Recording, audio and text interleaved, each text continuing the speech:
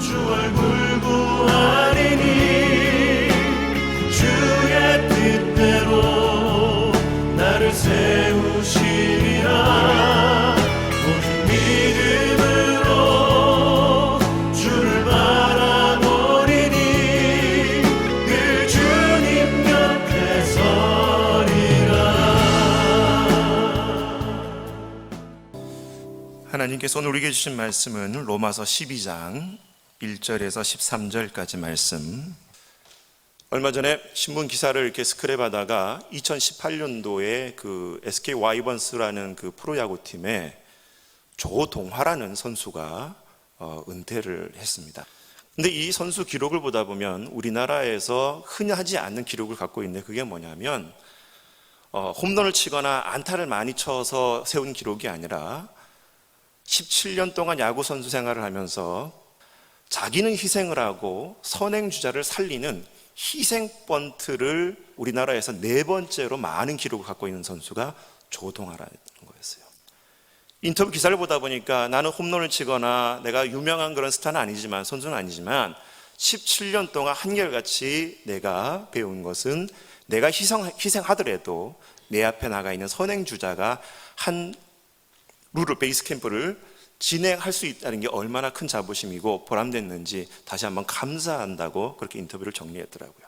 17년 동안 무려 204개의 희생 번트를 댔던 것입니다.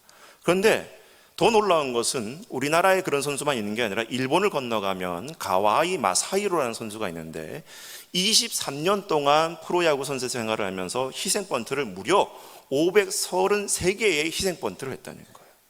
얼마나 희생 번트를 잘 댔냐면 희생 번트 성공률이 90%가 넘었다 그래요. 그러니까 주니치 드래곤즈라는 그 야구 감독이 오히려 팀이 어렵거나 아니면 위기에 있을 때에 오히려 이 선수를 등용할 정도로 전문적인 희생 번트 선수가 가와이 마사히로였다는 거예요. 은퇴를 하게 되면서 동일한 얘기를 합니다. 나는 한평생 홈런을 많이 치지 못했지만 내 희생 번트를 통해서 팀이 이길 수 있었고 내 선행주자가 살 수 있었다면 나는 그것으로 가치를 느끼고 한평생 희생 번트 기록 세운 것으로 나는 만족합니다라고 정리를 했다라는 거예요. 사랑하는 우리 강남제일교회 성도 여러분, 오늘 저와 여러분이 이 자리에 앉아 있을 수 있는 것은 누군가의 희생이 있었고 섬김이 있었기 때문에 이 자리에 앉아 있는 줄 믿습니다. 제가 어렸을 때에 저희 어머니가 그 강원도에 이제 계시니까 저는 또 하숙 생활을 하고 자취 생활을 하면서 엄마의 밥이 그렇게 그리운 거예요.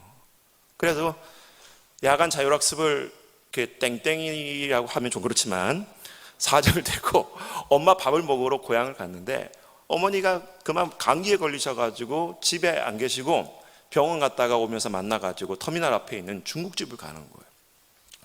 중국집에 가가지고 짜장면을 딱 시켜가지고 먹는데 어머니 시키지 않는 거예요. 그때는 뭐 어머니가 먹든 말든 저는 그냥 딱 꽃배기 하나 시켜가지고 막 허겁지겁 먹고 다시 콜라 한 잔 시키고 버스를 타고 다시 갔어요. 근데 나중에 물어봤어요, 어머니한테. 왜 짜장면 그때 저 혼자만 먹겠느냐, 혹시 아들 먹는 모습만 봐도 엄마 기뻐서 그런 거냐고 했더니 하는 말이 아니라는 거예요. 어머니가 그때 지갑에 병원 갔다가 약 사고 하다 보니까 짜장면 한 그릇밖에 없는 거예요. 그 한 그릇을 아들 먹는 것이 목적이니까 당신을 시키지 않으셨던 거예요. 나중에 알았어요. 지금도 늘 고맙고 감사하지만 그런 부모님의 희생이 있었기 때문에 제가 있는 것이고 우리들이 있는 줄 믿습니다. 교회도 마찬가지예요. 오늘 봉사부 헌신 예배지만은 늘 이렇게 눈에 드러나는 사람이 있는 반면에 드러나지 않고 희생하고 봉사하고 섬기는 사람이 많이 있는데, 오늘 이 봉사부 헌신 예배를 통해서 봉사의 참된 의미뿐만 깨닫는 것이 아니라 저와 여러분들이 다시 한번 봉사에 대한 목적과 자세를 올바로 취할 수 있는 여러분의 삶이 될 수 있기를 주의 이름으로 축복합니다. 오늘 우리가 읽었던 본문은 로마서 12장의 말씀이에요. 로마서를 여러분 꼭 집에 가서 읽어보시기 바랍니다. 로마서 1장부터 8장까지 말씀을 보다 보면 어떻게 우리가 믿음으로 의롭게 되느냐에 대한 얘기를 사도 바울이 쭉 정리를 했어요. 그리고 나서 9장부터 10장까지 11장까지 쭉 읽다 보면 뭐에 대한 얘기가 나오냐면 이스라엘 사람들이 어떻게 구원받고 그리고 이방인들이 어떻게 구원받는지에 대한 얘기를 9장부터 11장까지 쭉 정리를 합니다. 그리고 나서 믿음과 구원에 대한 교리를 딱 정리하고 난 다음에 사도 바울의 결론이 12장부터 시작되는데, 우리가 읽었던 그 12장 1절과 2절이 로마서의 최종적인 결론의 말씀인데, 한번 우리 성경책 보고 같이 읽어보도록 하겠습니다. 시작. 그러므로 형제들아, 내가 하나님의 모든 자비하심으로 너희를 권하노니 너희 몸을 하나님이 기뻐하시는 거룩한 산제물로 드리라. 이는 너희가 드릴 영적 예배니라. 너희는 이 세대를 본받지 말고 오직 마음을 새롭게 함으로 변화를 바라 하나님의 선하시고 기뻐하시고 온전한 뜻이 무엇인지 분별하도록 하라. 아멘. 1절에 보다 보면 너희 몸을 하나님이 기뻐하시는 거룩한 산제물로 드리라는 거예요. 우리가 다 이해하듯이 내가 살아가고 있는 모든 삶이 뭐가 되어야 된다는 거예요? 하나님 앞에 예배가 되어야 되고 제사가 되어야 된다는 거예요. 그런데 그러한 삶을 살기 위해서는 2절에 보다 보니까 하나님의 선하시고 기뻐하시고 온전하신 뜻이 무엇인지 분별할 줄 알아야 된다는 거예요. 말로만 내가 하나님 앞에 거룩한 삶의 예배를 드립니다, 이게 아니라 하나님의 선하시고 기뻐하시고 온전한 뜻이 무엇인지 분별할 줄 알아야 된다고 얘기하면서 사도 바울이 이어지는 본문을 보다 보면 3절 끝에 나와 있습니다. 오직 하나님께서 각 사람에게 나누어 주신 믿음의 분량대로 지혜롭게 말하 생각하라. 생각이 바뀌어야 된다는 거예요. 생각이 바뀌어야 되고 하나님의 선하시고 기뻐하시고 온전한 뜻이 무엇인지 분별할 줄 알아야 되고, 그 분별력을 통해서 내가 세상에 나가서 하나님의 거룩한 삶의 예배자가 될 수 있는 저와 여러분이 되기를 주의 이름으로 축복합니다. 그런데 여러분 보십시오. 이건 이론적으로 다 알고 있는 얘기예요. 3절까지는. 그런데 생각하고 분별하고 삶의 예배를 드리는 데 있어서 사도 바울이 이어서 적용한 그 내용이 뭐냐면 4절과 5절 말씀 같이 읽을게요. 시작. 우리가 한 몸에 많은 지체를 가졌으나 모든 지체가 같은 기능을 가진 것이 아니니 이와 같이 우리 많은 사람이 그리스도 안에서 한 몸이 되어 서로 지체가 되었느니라. 생각하라 그랬어요. 분별하라 그랬어요. 그래서 너희 몸을 하나님 기뻐하시는 거룩한 삶의 예배를 드리라는 거예요. 근데 그 적용이 뭐냐면 너희가 각자의 지체가 되어져서 한 몸을 이룬다고 얘기하면서 이 몸 안에서 지체로서의 내 역할이 무엇인지를 접근하면서 사도 바울이 삶의 예배에 대한 적용을 하고 있다는 거예요. 저와 여러분은 여러분 강남 제1교회라는 한 몸의 지체인 줄 믿습니다. 아멘 안 하시는 분은 좀 이상하시네요. 믿습니다. 유현진 선수가 미국의 메이저리그 진출해가지고 결국에는 이번에 포스트 시즌에서 그냥 팀 피하는 바람에 이제 더 이상 올해는 야구를 안 한다 그래요. 던지지 않는다 그래요. 근데 보세요.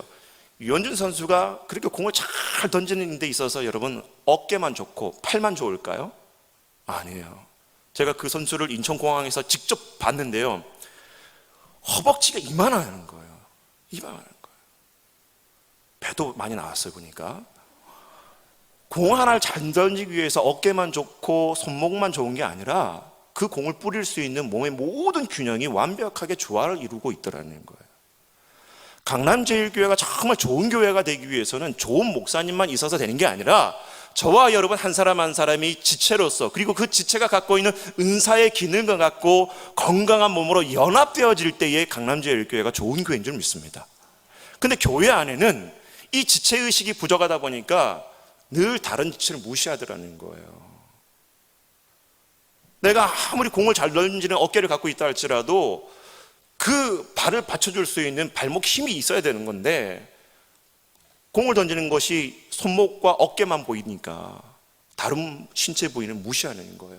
허리를 무시하고 발목을 무시하고 다른 신체 기관을 다 무시하면서 내 어깨만 드러나면 된다는 식으로 살아간다는 것은 성경이 말하고 있는 지체의식이 아니라는 거예요. 오늘 말씀해 보다 보니까 사도 바울이 각 몸의 지체라고 얘기하면서 그 지체는 각각 다른 은사를 갖고 있다고 했어요. 기능이 다른 은사를 갖고 있다고 그랬어요. 제가 오늘 이 시간에 컵이 없지만은 만약에 컵이 있어요. 여기 물이 따려져 있는 컵이 있습니다. 컵을 마시다가 떨어뜨렸어요. 떨어뜨렸으면 여기 앉아있는 한 100여 명의 교인들이 다 생각이 틀리고 행동이 틀립니다.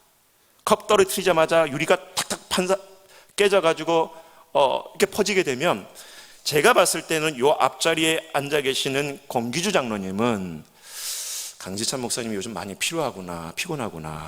컵 들 힘도 없으니까 저렇게 컵을 떨어뜨리구나. 그래가지고 아마 예배가 끝나고 하나로 마트에 가가지고 바카스 한 병을 사다가 저를 대접하실 그런 장로님이신 것 같고, 또 저 뒤에 계시는 어느 분은 아하, 이제 저 컵을 떨어뜨렸으니까 오늘 예배가 끝나고 누가 치울 거고 저 컵을 어디다 버려야 될 것이 가면서 정리를 할 것에 대한 상상을 막 하시는 분이 계시네요.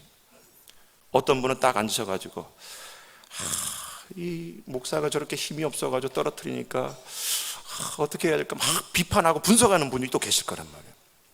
마찬가지예요. 한 가지 사건과 상황 속에서도 수많은 교인들이 판단이 틀리고 생각이 틀리고 거기에 반응하는 은사가 다르다는 거예요. 교회는 눈에 보이는 그 봉사에 대한 은사만 소중한 것이 아니라 보이지 않는 은밀한 곳까지도 하나님께서 교회의 몸을 세우기 위해 저와 여러분을 지체로 부르신 줄 믿고, 그리고 그 지체들이 각각 연합해서 건강한 강남제일교회 몸을 이룰 수 있는 우리가 될 수 있기를 주의 이름으로 축복합니다.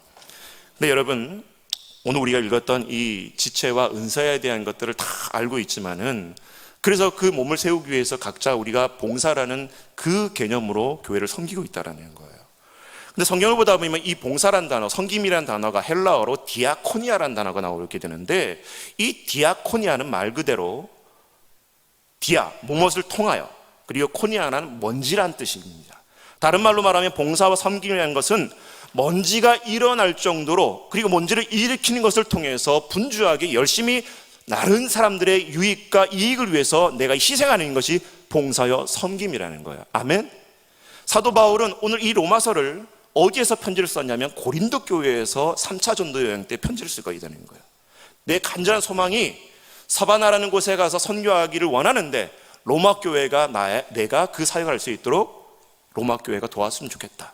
현재 자기는 고린도 교회에 앉아 있으면서 그 편지를 쓴 게 바로 이 로마서라는 거예요. 그런데 여러분, 고린도 교회가 우리 잘 알고 있지만은 고린도 교회가 은사가 얼마나 많이 있었어요. 근데 그 은사 때문에 시끄러웠던 교회가 어디다? 고린도 교회였다는 거예요. 어떤 은사가 더 중요하냐, 막 이런 것 때문에 교회가 막 강목을하게 되고 시끄러웠게 되다 보니까 사도 바울이 고린도전서에 편지를 보내게 되어지면서 동일하게 12장에서는 지체에 대해 얘기하고 은사에 대해 얘기하고 하면서 12장 제일 마지막 무렵에 가서 고린도 교회가 뭐라고 얘기하냐면 더욱 큰 은사를 사모하라. 그 은사가 뭐냐면 뭐라 그러는 거예요? 사랑과 믿음과 소망 중에 제일은 뭐다? 사랑이라는 거예요. 아무리 많은 은사가 교회 안에 있다 할지라도 그런 모든 은사를 뒤덮고 가장 필요한 것은 사랑의 은사라고 얘기하면서 사도 바울이 바로 교회의 하나됨과 그리고 그 은사의 목적은 연합이고 사랑임을 강조해 주고 있다는 것입니다. 고린도 교회에서 그 아픈 상황을 잘 보고 있었던 사도 바울이 바로 로마 교회에게 또 편지를 보내게 되어지면서 이 로마서 12장에 은사대로 그리고 각 지체의 모양들을 섬기되 그 봉사와 섬김에 필요한 4가지 원칙을 오늘 이 로마서 12장에서 정리해 주고 있다는 것입니다. 오늘 우리가 읽었던 그 본문 중에 놓치지 말아야 될 것, 삶의 예배가 무엇인지를 사도 바울이 강조를 했어요. 그리고 삶의 예배를 살기 위해서 하나님의 선하시고 온전하시고 기뻐하신 뜻이 무엇인지 분별하도록 했어요. 그리고 그것이 이루어지도록 깊이 믿음의 분량들을 생각하라 그랬어요. 근데 그 적용거리가 여러분 처음부터 세상에 나가서 어떻게 살 것을 얘기하는 것이 아니라 사도 바울이 중요한 원칙을 갖고 있는데 그게 뭐냐면 교회에서 내가 속해 있는 그 지체들이 모여서 연합을 이룬 그 몸된 교회에서부터 적용하라는 거예요. 교회 안에 수많은 사람들이 있는데도 불구하고 여러분 봉사하고 섬기는 사람은 대부분 교회가 4분의 1선을 넘지 않습니다. 4분의 3은 교회에 대한 봉사가 관심이 없어요. 그래서 사도 바울은 그 삶의 예배의 첫 적용을 세상에 나가서 적용한 것이 아니라 어디에서 적용했다? 지체의 연합인 그 몸된 교회에서부터 이루라고 말씀해 주고 있습니다. 오늘 이 자리에 앉아 계신 분 중에 혹시라도 아무 봉사도 하지 않고 그냥 예배만 드리고 가고 있다면 여러분 달리 생각해 볼 수 있기 바랍니다. 그리고 우리 강남제일교회 공동체 가운데도 예배만 드리고 가고 있는 가족들이 있다면 여러분 권면하십시오. 그게 성경적인 삶이 아니라는 거예요. 그렇다면 오늘 본문을 통해서 사도 바울이 강조해 주고 있었던 그 로마 교회의 봉사와 섬김에 대한 4가지 원리가 있는데 같이 따라했으면 좋겠습니다. 사랑으로 봉사하라, 열심히 봉사하라, 어려워도 봉사하라, 나누면서 봉사하라. 간단하게 이 4가지를 가지고 오늘 봉사부 헌신예배의 말씀을 전하고자 합니다. 1993년도에 읽었던 책으로 제가 기억하고 있습니다. 세계 역사를 바꾼 사람들이라는 책이 있어요. 세계 역사를 바꾼 사람들. 그래서 그 세계 역사를 바꾼 사람들 100명을 쭉 명단을 정리를 했는데 그 책의 저자가 세계 역사를 바꾼 사람들은 가장 큰 영향이 있었던 사람이 첫 번째가 누구냐면 이슬람교의 창시자였던 마호메트를 적었어요. 두 번째로 누구를 적었냐면 아이작 뉴턴을 적었습니다. 세 번째가 누구냐면 예수님이었어요. 네 번째가 석가모니였어요. 그 책을 읽다가 참 의아했습니다. 왜 예수가 세 번째밖에 되지 않을까? 그런데 책을 쭉 읽다 보니까 그 저자의 의도인즉슨 예수 그리스도가 세상에서 가장 큰 영향력이 있는 인물이었다면 오늘날 예수 그리스도를 믿고 따라가는 그리스도인들이 예수 그리스도의 가르침대로 살아야 되는데 예수 그리스도의 그 가르침이 오늘날 적용되지 않는 모습을 보고서 예수 그리스도는 이 세상에 세 번째 정도밖에 영향력을 끼치지 못했다라고 진단을 해버린 거예요. 여러분, 오늘 사도 바울이 읽었던 본문 중에 우리 9절 말씀 한번 같이 읽어보겠습니다. 9절 말씀 시작. 사랑에는 거짓이 없나니 악을 미워하고 선에 속하라. 사도 바울이 삶의 예배 그리고 은사대로 교회를 쭉 섬길 것을 6절부터 또 8절까지 쭉 얘기해요. 은사대로 여러 가지 은사를 적용하면서 존중하고 또 그리고 은사가 여러 가지 있음을 나타내고 난 다음에 그 은사대로 교회를 몸된 교회를 섬기는 데 있어서 첫 번째 원리가 뭐냐면 사랑에는 거짓이 없나니 악을 미워하고 선에 속하라. 사랑을 요하고 있다는 거예요. 사랑하면서 봉사라는 거예요. 제가 전에 포항에 있던 교회에 권사회 회장님이셨던 김대현이라는 권사님이 계십니다. 덩치도 이만하셔요. 근데 이분이 딱 권사회장이 되면 그 교회는 의례적으로 관례적으로 그 교회의 모든 주방의 행사들을 딱 책임지게 되는 그런 관례가 있습니다. 권사회장이 되고 나서 딱 매일마다 교회 행사가 있고 또 권사님들이 나오셔가지고 또 여전도에 나와가지고 막 수많은 사람들의 밥을 하고 손님을 대접하고 주방이 운영되는데 권사님이 딱 뒷짐지고 있다가 어느 구석에서 막 투덜투덜하는 아무개 권사님이 있어요. 그러면 딱 불러가지고 그 김대영 권사 하는 말, 집에 가. 교인들이 먹는 밥에 재수 없게.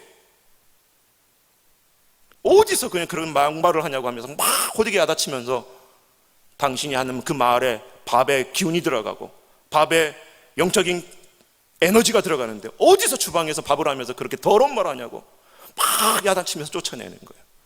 그럼 젊은 권사님이 닭똥 같은 눈물을 뚝뚝 흘리면서 제가 그 모습을 정말 많이 봤어요. 근데 그게 끝나는 게 아니라는 거예요. 이 권사님이 그날 저녁에 그렇게 야단을 맞았던 젊은 권사 집에 찾아가서 가을 바구니 하나 들고 토닥이면서 내 마음은 그게 아닌데 앞으로 잘하자라고 토닥거리더라는 거예요. 이게 진짜 사랑인 줄 믿습니다. 강남제일교회가 일이 많고 행사가 많고 여러 가지 섬김의 분야가 많다 할지라도 우리가 봉사하는 목적은 여러분 연합이고 하나됨인 줄 믿습니다. 어찌됐건 간에 내가 봉사한다고 하면서도 그 연합을 깨고 남들에게 상처 주는 모습은 안 하는 이만 못한 일들이 자꾸 벌어지더라는 거예요. 오늘 예수 그리스도가 이 땅에 오셔서 우리에게 가르쳐 주셨던 계명 중에 여러분 요한복음 13장 34절 말씀을 보다 보면 새 계명을 너희에게 주노니 서로 사랑하라. 내가 너희를 사랑한 같이 너희도 뭐하라? 서로 사랑하라는 거예요. 잘 들어보십시오. 제자들이 물어요. 하나님 앞에 제일 큰 계명이 뭐냐고 물었을 때 예수님께서 대답합니다. 첫 번째는 하나님을 목숨을 다하고 마음을 다하고 뜻을 다하여 주 너의 하나님을 사랑하라. 두 번째는 하면서 내 이웃을 내 몸과 같이 사랑하라. 이게 구약의 율법의 계명이었다는 거예요. 옛날 계명이었다는 거예요. 옛날 계명은 너의 이웃을 네 몸처럼 사랑하면 된다는 거예요. 여러분 우리 스스로도 우리 몸을 관리하지 못합니다. 그냥 본능적으로만 내 몸을 소중하게 여기고 내 몸을 지키기 위해서 반응할 뿐이지. 근데 예수님께서 이 땅에 오셔가지고 옛날 계명은 하나님의 정신은 너가 너 몸을 사랑하듯이 내 이웃을 그렇게 사랑하라는 거예요. 근데 예수님께서 이 땅에 제자들을 양육하시고 제자들에게 새로운 계명을 주시는데 그게 뭐냐면 내가 너희를 사랑한 것 같이 서로 사랑하라. 너희가 너 몸을 아끼듯이 사랑하는 것은 옛날 계명이지만 예수께서 이 시대에 오셔서 제자들에게 들려주셨던 말씀 뭐냐면 내가 너희를 사랑한 것 같이 사랑하라. 아멘도 안 하시네요. 이대로 살아가는 저와 여러분들 있게 주님을 축복합니다. 예수님께서는 이 시대에 오셔서 정말 하나님 나라 교회에 주신 계명은 바로 사랑이었다는 거예요. 첫 번째가 사랑이었다는 거예요. 봉사도 마찬가지입니다. 작은 일이건 간에 어떤 직분의 자리든 간에 그 사랑하는 마음으로 섬기는 저와 여러분 될 수 있기를 주의 이름으로 축복합니다. 두 번째 같이 따르셨으면 좋겠습니다. 열심히 봉사하라. 11절 말씀 같이 읽어보도록 하겠습니다. 성경에 11절 시작. 부지런하여 게으르지 말고 열심을 품고 주를 섬기라. 여기 부지런하여 게으르지 말라, 이 말을 다른 말로 말하면 열심히 살라는 거잖아요. 열심히. 근데 열심히라는 이 단어를 여러분 영어 성경에 보다 보면 enthusiasm이라는 단어가 나오게 되는데, 이 단어를 가만히 분석해 보다 보면은 뭐뭐 아내라는 단어와 그리고 데오스라는 신이라는 단어가 합쳐진 단어가 이 enthusiasm이라는 거예요. 다른 말로 말하면 하나님 안에, 신 안에 있는 존재는 열심히 부지런히 살아가게 돼 있다라는 거예요. 그래서 여러분 성경에서도 여러분 게으른 자는 뭐 하지도 말라? 먹지도 말라. 이게 성경적인 원칙이고, 하나님께서 첫날부터 여섯날까지 이 세상을 창조하시는 그 열심이 우리들에게도 있는 줄 믿습니다. 마찬가지예요. 봉사를 한다고 하면서도 제일 문제 일으키는 사람이 뭐냐면 열심조차도 없는 사람이 문제더라는 거예요. 직분을 맡았어요. 그리고 해당에 부름을 받았어요. 그런데 그 열심이 없어가지고 많은 사람들을 힘들게 하는 사람들이 의외로 교회 안에 많이 있다는 거예요. 1940년도에 윈스턴 처칠이 영국 수상이 되어지면서 그가 남겼던 유명한 연설 중에 이런 얘기가 있습니다.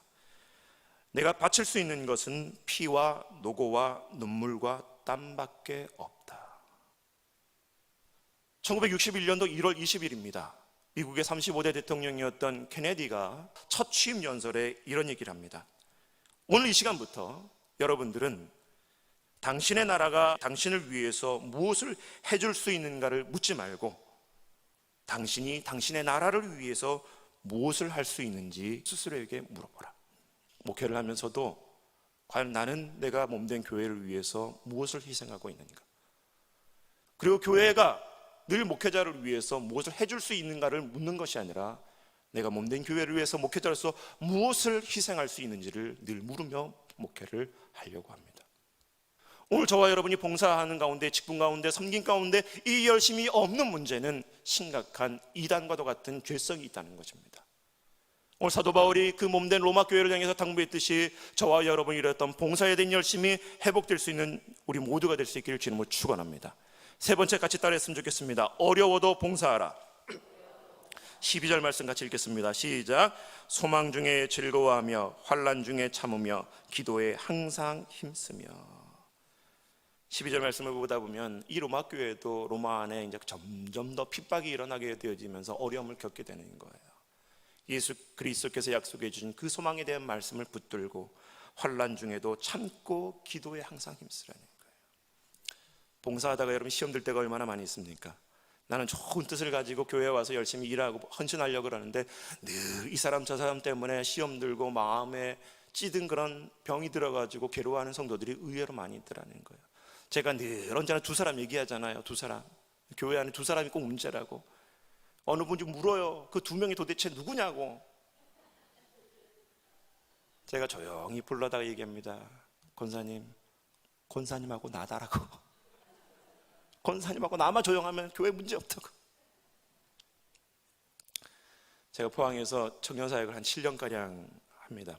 지방이다 보니까 청년부가 이렇게 잘 세팅이 되어 있지 않고 막 이렇게 뭐든지 간에 우후죽순 이렇게 막 우왕좌왕했던 그런 청년부였어요. 내려가서 목사님에게 어떻게든 제가 5년 동안 뭘 하든지 간에 목사 아무 말씀 안 하시면 제가 내려가겠다 해가지고 다짐을 받고 내려갔습니다. 청년을 개혁을 시켰어요. 밤이면 밤새도록 청년 불러다가 말씀으로 먹이고 기도시키고 여러 가지 사역들을 막 체질을 바꾸게 되어지는데, 이게 정상적으로 가려고 하다 보면 꼭 옆에서 음해하고 시기하는 또 세력들이 교회 안에 있잖아요. 별의별 부스럼을 만드는 거예요. 왜 청년들을 그렇게 늦게까지 붙들어 두냐는 등, 왜 교회에 전기세 이렇게 많이 나오게끔 청년들이 여름에도 왜 교회 문을 열어놓고 에어컨을 틀어놓고 뭐 하길래 청년들이 막 교회 밤에 남냐, 막 어른들이 항존직들이 뭐라 그러는 거예요. 너무 괴로웠어요. 성질 같아서는 정리하고 그냥 솔로 갈까? 그러고 마음 딱 있었는데 그 마음을 읽으셨던지 담임 목사님 저를 부르시는 거예요. 저를 아들같이 대하시는데 지찬아 앉아라 하면서 당신 서재에서 뭘 꺼내오는 게 뭐냐면 레미콘 중기차 장난감을 꺼내오는 거예요. 레미콘 중기차 장난감. 이 목사님이 만 45세에 그 포항에 교회 가가지고 담임 목사를 하면서 젊으니까 막 이것저것 또 드라이브를 걸고 막 교회를 이렇게 또 이끌어 가셨을 때 막 교인들이 따라오지 못하고 또 그게 시기가 나고 마음에 들지 않는다고 막 이런저런 말들이 들리면서 괴로워하고 있었을 때에 어느 은퇴 장로님이 포항 죽도시장에 가가지고 그 레미콘 중기차 장난감을 하나를 사들고 당회장실에 들어와가지고 목사님의 탑에 딱 놓는 거예요. 놓으면서 뭐라고 얘기하냐, 목사님 이 레미콘 그 드럼통 안에는 콘크리트를 만들기 위해서 시멘트도 들어가고 모래도 들어가고 자갈도 들어가고 물도 들어갑니다. 각자 개체로는 아무 쓸데없는 그런 연약한 그런 물질들이지만 이 드럼통 안에서 이 모래와 자갈과 시멘트와 물이 섞여지게 되어지면 단단한 콘크리트를 만들 수 있는 액체가 되어집니다. 지금 목사님 목회하면서 겪는 아픔과 어려움들은 하나님께서 탄탄하게 쓰기 위한 하나님의 재료임을 알고 우리 인내하고 기도합시다. 그 은퇴 장로님이 젊은 담임 목사님 앞에 딱 앉아가지고 목사님을 위해서 간절히 기도해주고 나가버리더라는 거예요. 이 얘기를 저한테 앉혀놓고 해주시는 거예요. 지찬아, 지금 네가 겪고 있는 그 모든 아픔의 재료는 너를 단련하신 후에 정같이 나오게 하기 위한 하나님의 계획인 줄 믿고 인내하고 버텨라. 그래서 제가 7년 동안 있을 수가 있었던 거예요, 그 교회에서. 여러분, 우리가 사역을 하면서 섬기면서 봉사를 하면서 이런저런 아픔과 어려움이 있을 때도 하나님이 세워주신 그 직분의 자리이기 때문에 하나님께서 나를 그만두게 하실 때는 하나님께서 또 다른 사역의 자리로 옮기실 때 여러분 가실 수 있길 주 여러분 축복합니다. 그저 사람한테 상처받았다고 해서 내가 기분 나쁘다고 해서 나하고는 상황이 내 생각과는 다르다고 해가지고 그 하나님이 세워준 직분의 자리를 박차고 떠나는 것이 아니라 하나님이 움직이라고 말하실 때까지 그 자리를 지킬 수 있는 순종한 저와 여러분 될 수 있기를 주 이름으로 축복하며 기도합니다. 네 번째 같이 따라했으면 좋겠습니다. 나누면서 봉사하라. 우리 말씀 중에 13절 말씀 읽겠습니다. 시작. 성도들의 쓸 것을 공급하며 손대접하기를 힘쓰라. 로마 교회도 그렇고요. 그리고 베드로 전서나 베드로 후서를 읽다 보면 이 초대교회가 핍박이 일어나게 되어지고 박해가 일어나게 되어지면서 초대 그리스도인들, 특히 전도인들이 여기저기 막 다니면서 전도를 하는 생활을 하게 되어집니다. 선교를 하게 돼요. 그러면 그 지역에 있었던 그 지역 교회가 이런 그리스도인 전도인들을 대접하고 또 숙박을 책임지고 하는 그런 관습이 있었어요. 근데 이 로마 교회도 그렇지만은 너무 많은 사람들이 지나가고 이 손님이 찾아오게 되면 버겁잖아요.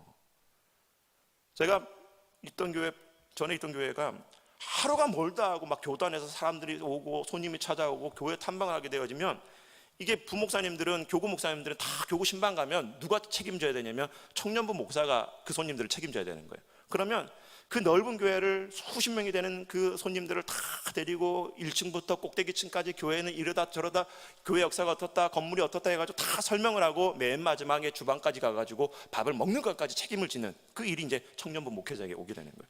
근데 이게 한두 번이면 괜찮아요. 이게 일주일에 3번, 4번, 5번이 되면 여러분 얼마나 힘들겠어요. 내가 해야 될 사역도 있는데 교회 손님 만나라고 막 너무 힘든 거예요. 그러니까 막 저 안에서도 막 불만이 나오게 되는 거죠. 그런 말씀을 보다가 탁 한 대 어져 맞았다는 거예요.